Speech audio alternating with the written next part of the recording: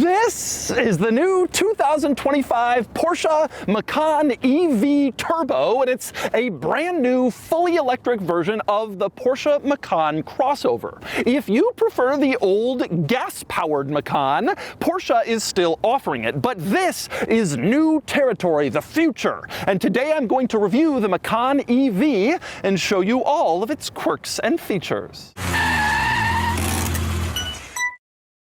Before we get started, are you ready for your next cool car? Sell your enthusiast car on Cars and Bids. Trading in your car to dealers means you aren't getting the market value for your car, leaving you with less cash for your next fun car.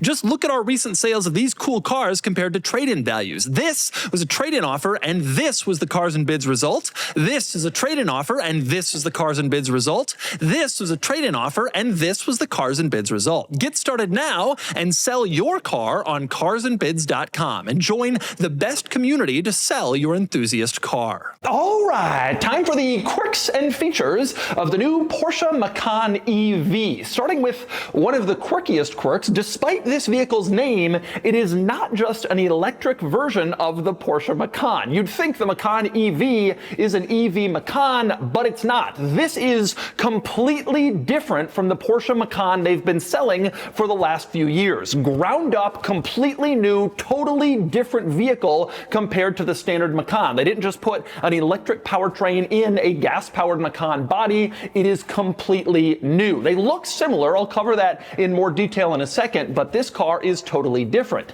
Interestingly, however, Porsche says they are going to continue selling the outgoing gas-powered Macan alongside the new electric Macan EV. So you go into a Porsche dealer, you'll be able to choose between the old body style, gas-powered Macan, and the new body style, electric Macan. And Porsche told me this will continue through at least 2026. That's how long they've committed with their suppliers to continuing to make the old gas-powered model. Then, of course, that could be extended depending on the reception to the electric version and the general state of the EV market over the next few years. But for now, the two cars sold alongside each other, which is an interesting move. As for pricing for the Macan EV, the base model starts around $77,000. It comes standard with rear-wheel drive and about 400 horsepower and 315 miles of fully electric range. Now, aside from the very base model Macan, all other versions have all-wheel drive, and there are several different models. This is the top-of-the-line Macan EV Turbo. Starts around $107,000, but it has 630 horsepower, massive figure, about 290 miles of range, and 0 to 60 in 2.9 seconds. It's fast. And as for the name, they're calling an electric car the Turbo. Cope. Cope. There's so much complaining. It's turbo, but it's electric. Do you think the Honda Pilot is sitting in the cockpit? Okay? Names don't have to be completely literal. Turbo now refers to where the car falls in the lineup. This is the top of the line where the turbo is in the gas model. Cope. Just deal with it and stop complaining. Yes, this is an electric car called the Turbo. Okay, so let's talk quirks, starting with the overall design of this car. Like I said, completely different from the regular gas-powered Macan. Honestly, it has a similar look, a similar profile, overall presence and shape, but it sort of looks like a Macan that's been modernized, updated, sort of improved, which makes sense because the Macan's design is old. It came out like 10 years ago, and it's only been facelifted and nip-tuck changed here and there. It's never been fully redesigned. So this looks like a modernized Macan, as you'd probably expect it to. The most obvious differentiator between the Macan EV and the regular one is this roofline, this sloping rear roofline, which is sort of like what you have in the Panamera, the Taycan, and the teardrop shape of other electric cars. Porsche told me that this sloping roofline, combined with other changes, give the Macan EV significantly better aero compared to the standard gas-powered model, which makes sense. The other big and noticeable change for the Macan EV compared to the regular gas-powered one is up front. The general look of the front end has been completely changed, and it's more in line with how the Taycan looks in front than how the old Macan does. Probably the most noticeable change is the headlights, which are actually down here, lower, sort of in the middle of the front end, as opposed to on top. These look like headlights, but they're actually the running lights and or the turn signals, depending on the function you're asking them to do. The headlights are lower, and again, very different from the regular Macan. Aside from that, again, the overall look is similar, just modernized, but there are some interesting quirks. For one, Macan is not printed on the back. You can see it says Porsche and Turbo, but we don't have Macan back here, which is a bit of a surprise. Another interesting quirk about this particular Macan is the loads of carbon fiber on the outside. You can see the carbon fiber side blade that stretches on the bottom part between both of the doors. You also have carbon fiber mirror caps, as you can see, adds to the sporty performance look of the Turbo, and even carbon fiber in the wheels, which is a pretty cool look that also adds some performance credibility. Despite all of this carbon fiber trim, this vehicle is still quite heavy, around 5,400 pounds, which makes it about 1,000 pounds heavier than a standard gas-powered Macan Turbo. However, it has 200 more horsepower, which is a pretty significant figure. Obviously, this is considerably faster despite its added heft. And next up, we start moving inside the new Macan EV, but first, an interesting item is the key. The overall key design is new and different compared to other Porsche models. I imagine this is the next generation new design key that other Porsches will have soon. For now, it's just on this car. One disappointment is they've done away with the cool light ring around the Porsche logo that would light up every time you press lock or unlock. Instead, now there's a little light sort of next to the buttons that oddly turns red and green when you press any of the buttons. It's not as cool, but the overall key design, definitely interesting, and it's changed a little bit. Now, one thing I really like about the key is the fact that you can open up the front trunk from the key, and you don't just pop it open and then you have to go feel around for the latch. Instead, you press the button and the front trunk just pops open completely, so you can get right into it and put stuff in here. Now, it's worth pointing out the front trunk is not particularly large, as you can see. There's only about 3 cubic feet of cargo space in here, and it's acceptably sized for smaller items, or it can hold the charging cables, as you can see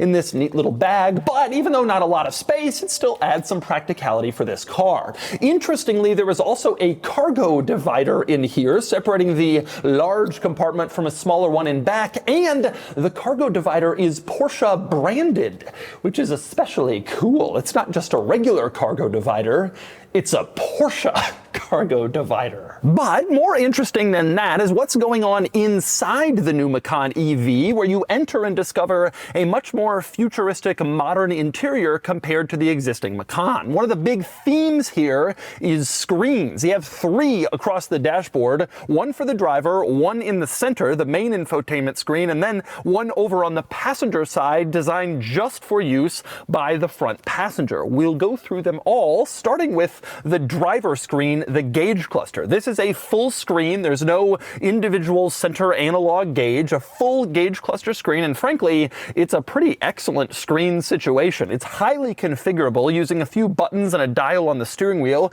you can basically have it show whatever information you want in whatever configuration you want. You want a big map, you want to see vehicle information, music information, it's all available to you in this screen. And these steering wheel buttons also adjust what you're seeing on the heads-up display, which is projected obviously onto the road in front of you. Very easy to adjust exactly what that display is showing, which is a pretty nice feature. Often heads-up display changes can only be done deep in some infotainment menu that's hard to figure out. Here, it's very easy to make that change, and I like the general configurability and information and displays of both of these screens. Now, one rather interesting feature of the new Macan EV is augmented reality navigation guidance. It will show arrows like projected onto the actual street where you're driving, showing where you have to turn. As I approach a turn with a navigation destination active, it literally is showing me with these big arrows where it is that I'm supposed to be turning,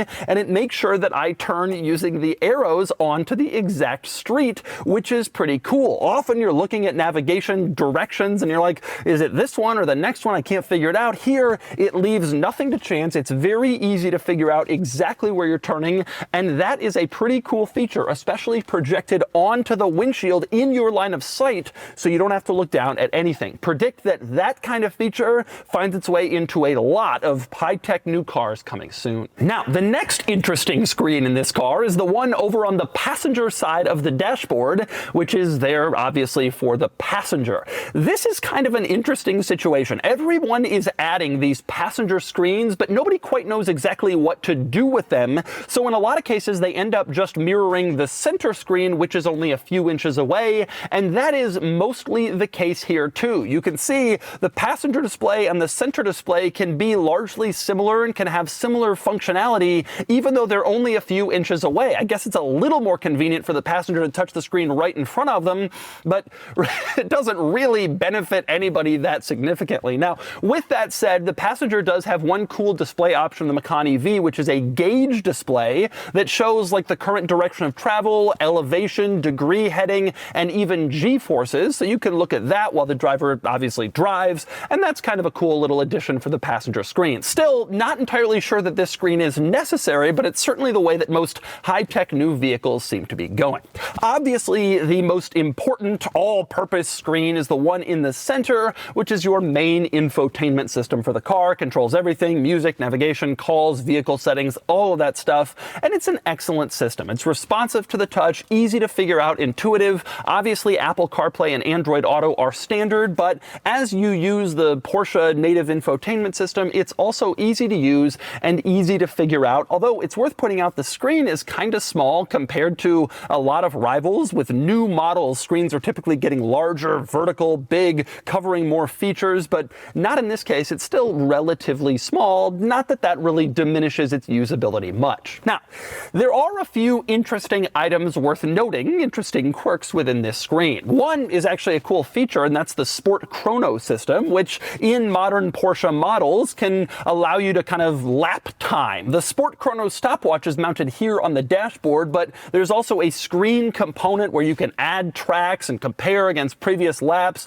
within a Sport Chrono app in the infotainment system. Another interesting quirk in here is that you can adjust the infotainment system theme, which basically when you do that, it changes the general color scheme for all of the screens on the dashboard. Center, passenger, and driver, they all change when you change the theme, and you can even tie your theme adjustment in to the overall ambient lighting in the car. So if you go red theme, you can have red ambient lighting, blue can be paired with blue, etc., which is kind of an interesting touch. Obviously, I've seen configurable ambient lighting before, but tying that in with the screens is kind of a new idea. And another interesting idea is a feature within the infotainment system called Electric Sport Sound. This is something that you can toggle. You can turn on the Electric Sport Sound, and then the car will sound sporty and electric. This is what the car sounds like with the Electric Sport Sound on.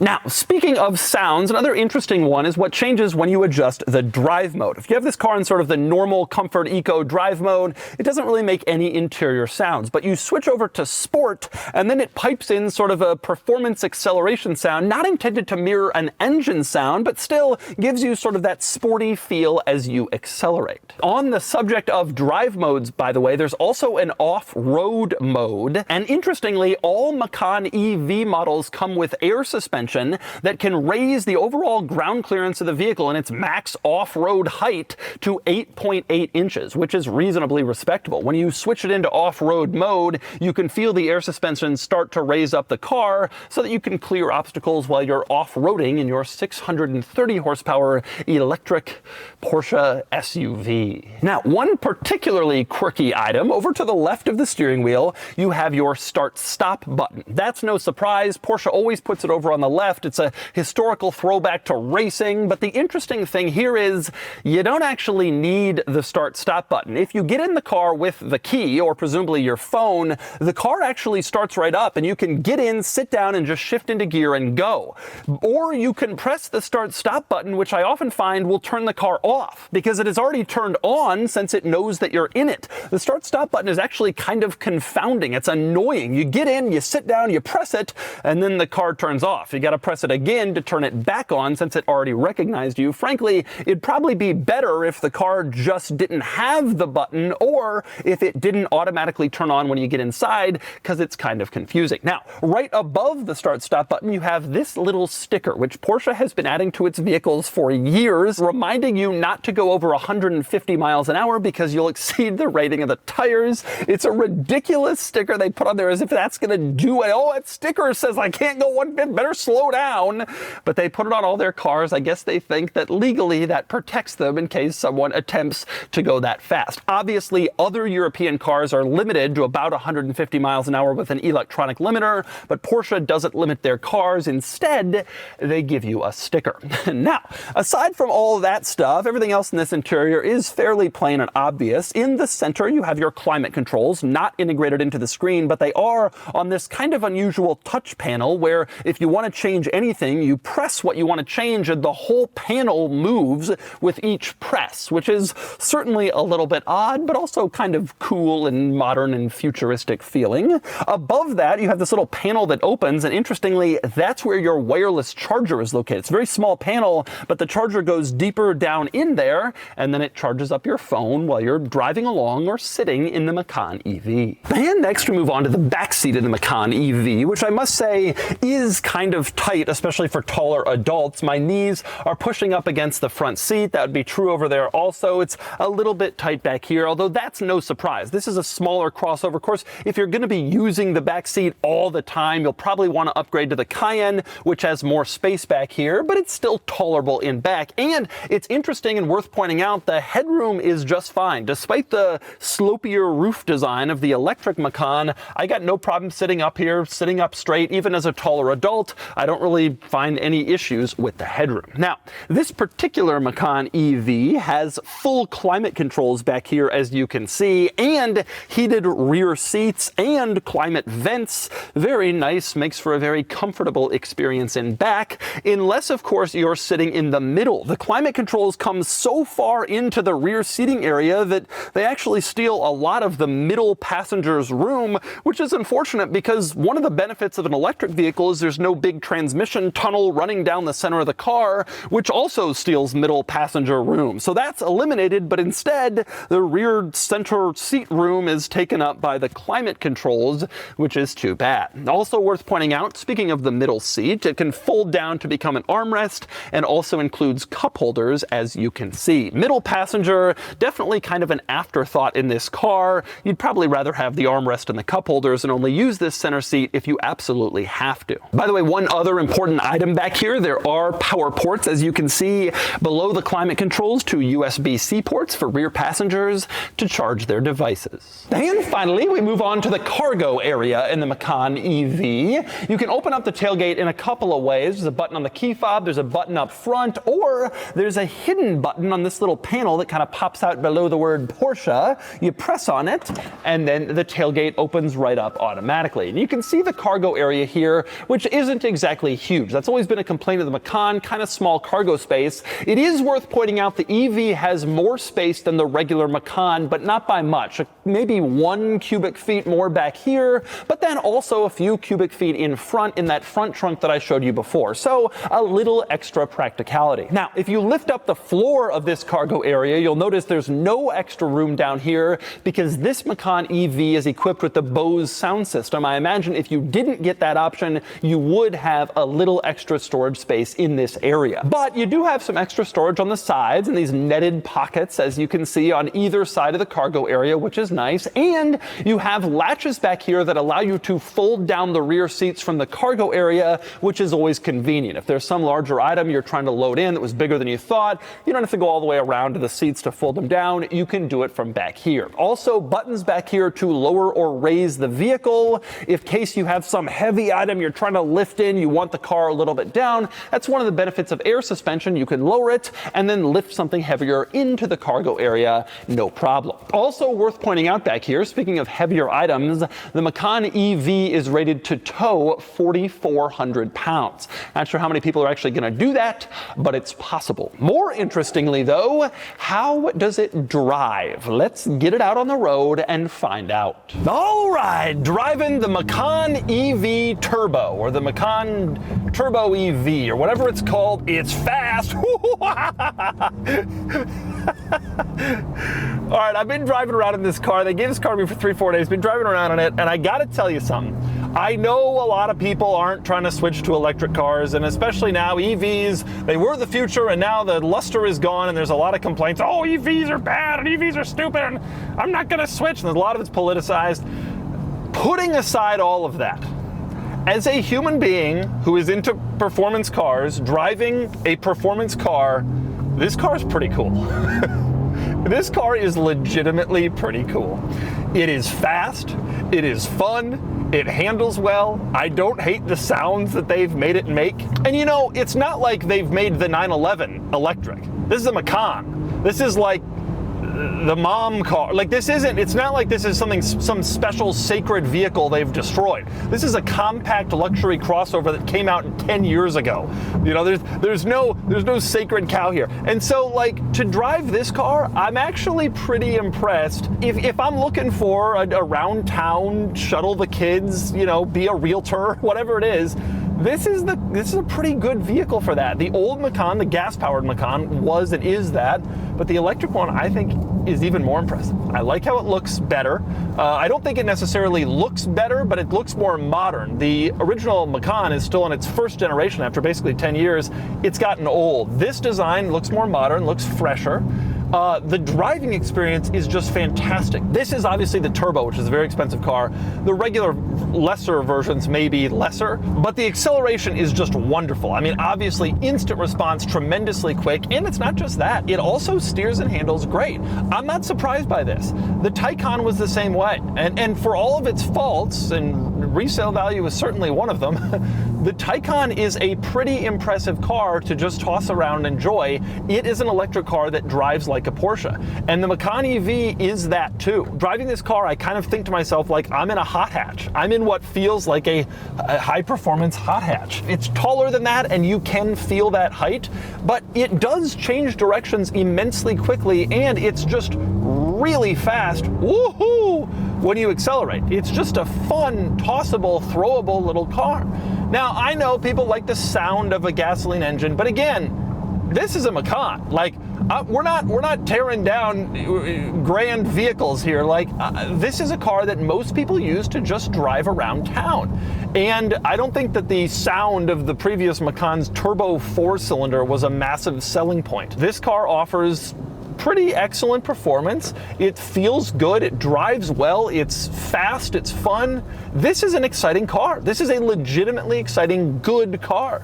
I probably would be saying something different if I was driving a Cayman, an electric Cayman that was replacing a gas-powered Cayman, because there's stuff in this car that I think doesn't lend itself well to a true enthusiast car.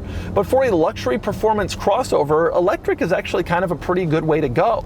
And this is a pretty good example of it. You know, it's Porsche. They make a Porsche. Even if it's electric, it still feels and drives like a Porsche. And I am pretty impressed with the way that this car drives. Other things worth discussing. Obviously, it's quiet. You know, I'm in sport mode, so there's like a sound to it. It like pipes in this sound to make it seem fun, but it's generally quiet. Tire noise, wind noise is muted in an impressive way. And so is, you know, exterior vehicle, etc. noise. I'm driving by a construction site, there's a backhoe working. and it sounds totally fine. I don't hear any of that stuff, and obviously I don't have the radio on doing this video. The ride quality is a little bit harsh. This is the Turbo, which is the performance version, and I'm in sport mode, so I'm not really surprised to have a harsh ride quality. I would be kind of interesting to drive a lesser Macan in sort of a normal around town mode, which is kind of what more people will actually be buying, to see if that ride quality changes or improves. I suspect it will, but generally speaking, it's fine, and the ride quality is fine. They made a switch to electric without ruining what was great about the Macan. It's a spry, quick, fun little crossover, and honestly, this electric version feels like that too. For a crossover that most people just kind of cruise around in, this is still a great one. It was before when it was gas, and it's still great, and I think this car is surprisingly excellent. And so that's the new 2025 Porsche Macan EV Turbo, the latest in high-performance people movers from Porsche. It's interesting that they're still selling this alongside the old body style gas-powered Macan. It's like they're not yet ready to fully commit to EV, but if you are ready, this is a pretty compelling vehicle. And now it's time to give the new Macan EV a DougScore. And the DougScore is here, 66 out of 100, putting the Macan EV Turbo here, tying the Genesis GV60 and BMW iX at the head of this luxury EV SUV segment. The Macan EV Turbo gets the highest weekend score, no surprise, but ultimately it's quite expensive for what it is. The GV60 and iX are better values if you're willing to sacrifice some brand name and performance. If you want the most engaging EV SUV, though, the Macan EV Turbo is the one. But if you're looking for engaging, are you looking for an EV? We'll see how the sales numbers shake down, but as good as the Macan EV is, my guess is the gas-powered model sticks around for a while too.